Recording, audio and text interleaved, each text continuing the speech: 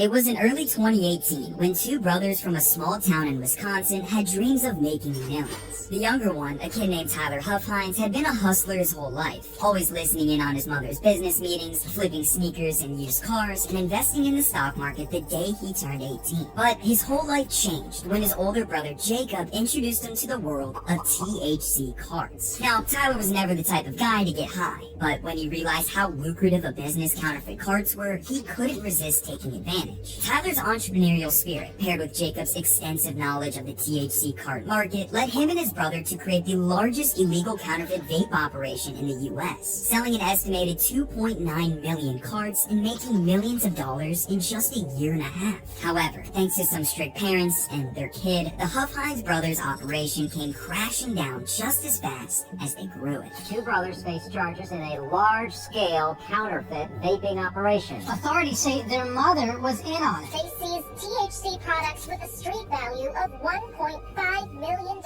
Tucked in the Westosha region of southeastern Wisconsin is the quiet village of Paddock Lake. Surrounded by vast farmlands, quiet country roads, and dotted with clusters of trees, it's a peaceful place that's far removed from the bustle of big cities. The village, home to about 3,200, is built around its namesake lake, a hub for summer boating and winter ice fishing. It's the kind of town where everyone knows everyone, especially when it comes to their local high school. Westosha Central High School acts as the central hub for students across the area. The school, standing on the outskirts of Paddock Lake, is a modern building that almost feels out of place next to the village's small homes and rustic charm. But it's here where the youth of the Westosha region gather to learn, play sports, and in the case of Tyler Huffhines, make some questionable decisions. Tyler grew up with his older brother, mother, and grandfather in a quiet neighborhood overlooking Paddock Lake. From an early age, Tyler was drawn to business, often sitting quietly behind furniture, listening to his mom's business meetings, and pleading to open his own bank account. By 7th grade, he was already on his grind flipping sneakers to make a profit. And when he entered Westosha Central as a freshman, his entrepreneurial skills only got sharper. While other students were caught up in sports and mowing down kids on Nuketown, Tyler was learning the ropes of business, taking as many business and leadership classes as possible while always looking for his next money-making gig. As his high school years went on, he made thousands of dollars flipping used cars while also investing heavily in the stock market the day he turned 18. After Tyler graduated high school in 2018, he attended Carthage College and worked alongside his brother at his mother's real estate office. Now, he was still on his grind of becoming a young millionaire,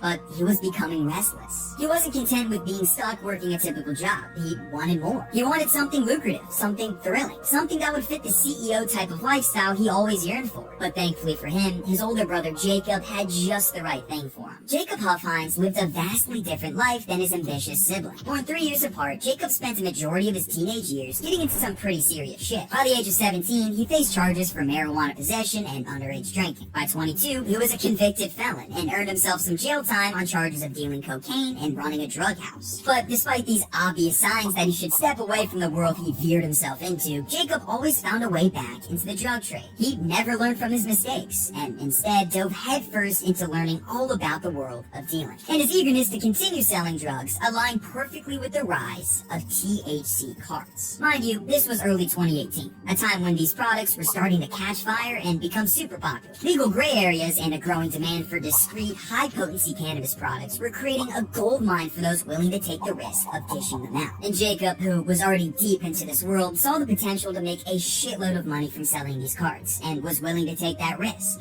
But not alone. Tyler's ambition to make massive amounts of dough, paired with Jacob's vast knowledge of dealing, was a match made in heaven. A match that Tyler simply couldn't resist. When Jacob laid out his idea to Tyler, he was completely on board. And just like that, the boys started to craft up a plan. Their strategy was simple. They wanted to create an operation that cut costs and maximized profits by selling counterfeit vape cartridges. In other words, they wanted to establish what's known as a pen factory, a low-profile operation that essentially served as a middleman between THC liquid suppliers and high schoolers who wanted to get fried. Their plan revolved around sourcing empty vape cartridges and branded packaging from Chinese manufacturers for dirt cheap, and then filling them with THC liquid that the boys obtained from California. Basically, they wanted to pass off their carts as legit for as cheap as possible. Is that scummy?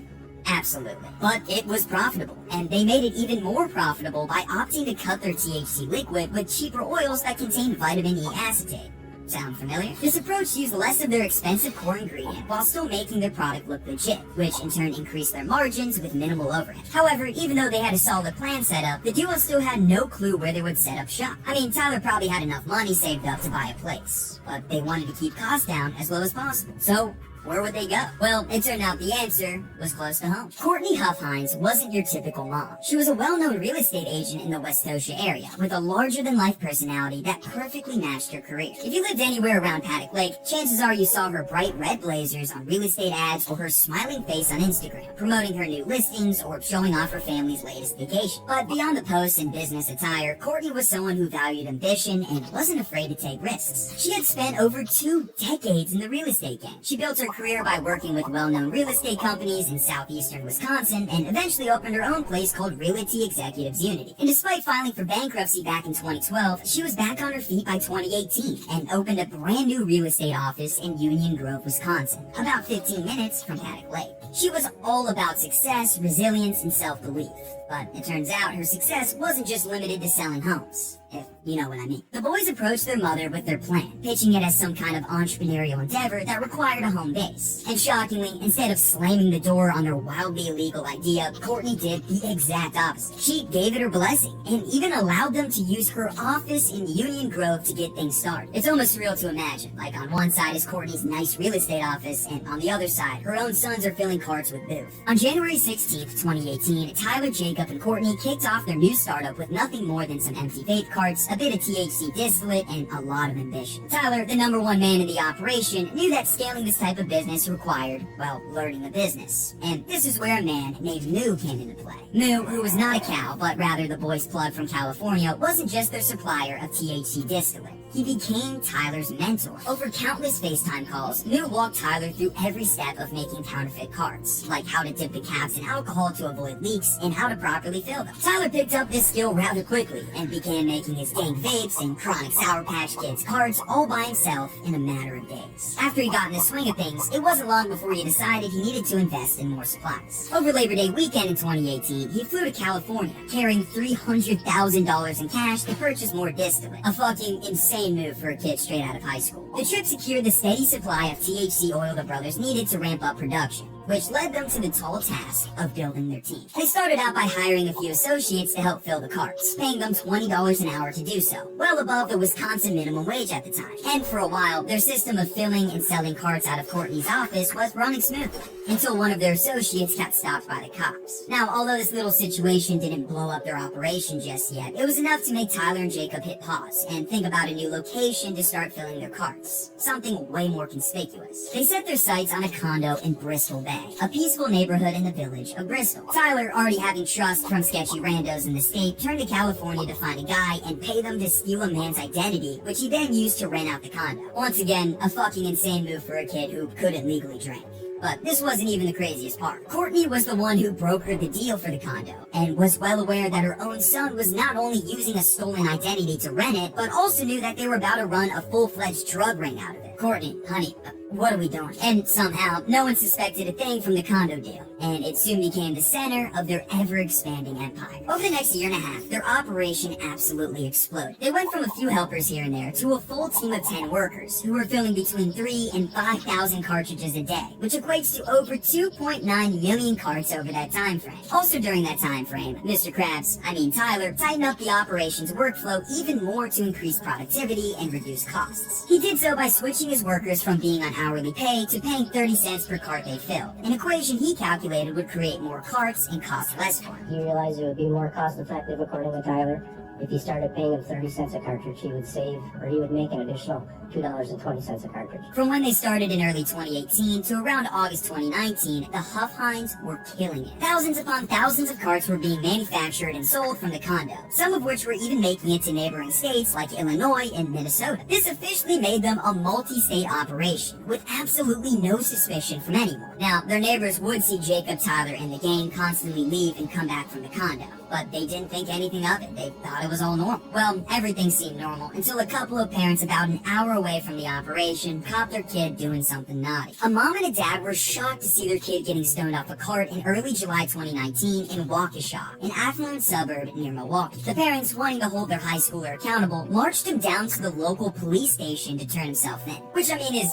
a little extreme, right? But regardless, the parents made their kid talk with the Waukesha Police Department and discuss where he got the cart from, which is when he showed them Tyler's Snapchat. Now, Tyler would constantly post about the thousands of carts he had in stock, his piles of money, along with his constant trips to California to re-up his supplies, all of which was a goldmine of information for these cops. Tyler set up an account on Snapchat and sold product using the name Wisco Bad Boy. After seeing this, the Waukesha Police Department launched an investigation, meticulously tracing dealers and anyone else that could be a part of the operation. The evidence stacked up quickly, and within a month, the Waukesha cops teamed up with the Kenosha Drug Operations Group and the Racine County Metro Drug Unit to finally take down the Huffhines operation. On September 5th, 2019, around 6 a.m., authorities executed search warrants at the 3 locations connected to the Huffhines: their childhood home in Paddock Lake, their condo in Bristol, and Courtney's office in Union Grove. The first raid took place at the family's home. Inside Tyler's room, officers found around $48,000 in cash and a fully loaded shotgun with one in the chamber. Inside Jacob's room, they found a loaded rifle, cocaine, weed, a digital scale, some carts, 9 Xanax pills, and around $11,000 in cash. And around the house, detectives discovered 8 other firearms and assorted drug paraphernalia. Up next was the Holy Grail: